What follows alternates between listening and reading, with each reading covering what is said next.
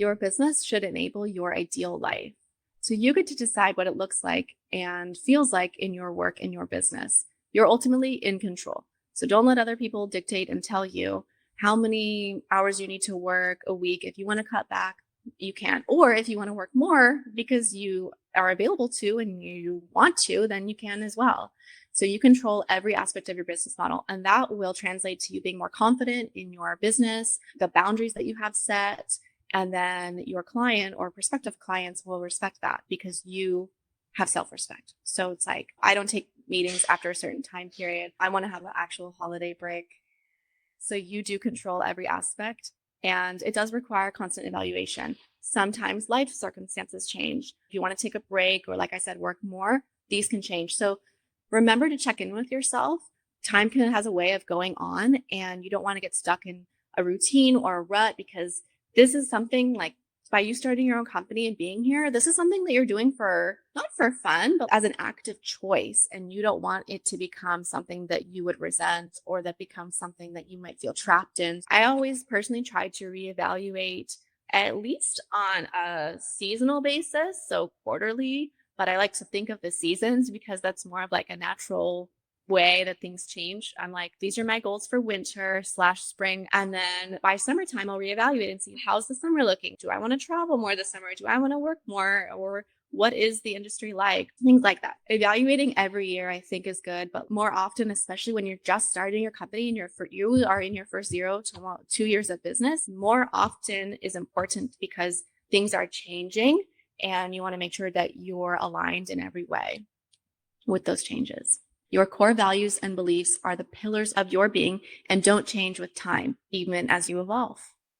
So as I was saying, if you're evaluating your business and how your sales are going, or what your financial goal might be, how many clients you have, how many projects you might have going at a time or lined up, feel free as you do, as that evolves and changes and you might have different priorities, do not stray away from your core values and beliefs, because those will not change. No matter the season, no matter how busy or potentially slow freelance is, because it does change with budgets of companies and the economy and everything. Just know, like, your core values and beliefs should not change. So having those down now, really getting those locked in, will help you weather any storm, good and bad, and really keep you grounded, which is very important because things will change. There's a lot of stuff out of your control, but you don't change.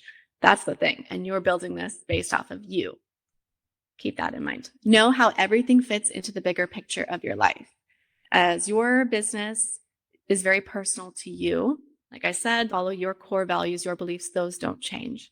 What you like and value might be different than other people, which is great, because that means that as you are doing your own thing, it's easy to get distracted and look and say, oh, so-and-so over there has just got that new client and they're writing about those things. And it's easy sometimes to compare yourself to other people. Unfortunately, sometimes those people are like 1 or 2 years ahead of you or 5 years ahead of you. So you might feel like, wow, I haven't done as much as them. But it's like, whoa, you're not even on the same track. You are on your own path.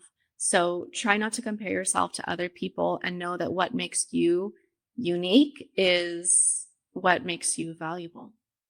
Take the time to reflect on your core values, know why you're here, what it means to be running your business, like what you can bring to the table and what you value are aligned. So for me personally, I value being creative and having independence.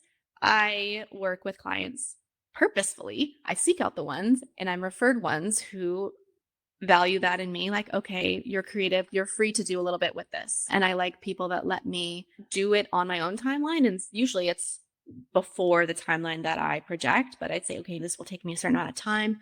I'll try to get it done definitely before that timeline, but I like to give myself that breathing room. Probably comes from being in pharmacy all the time, where things are very like, it needs to be done, it needs to be done right now. And I'm like, oh no, a few more days is better in the long run, because I get to be more creative. I get to think about it, and I'll usually create or write something that is made in a less stressful environment, and then it exceeds expectations. Some people love regimented timelines. They really like mapping everything out. And some people love being micromanaged. If you love that, go for it.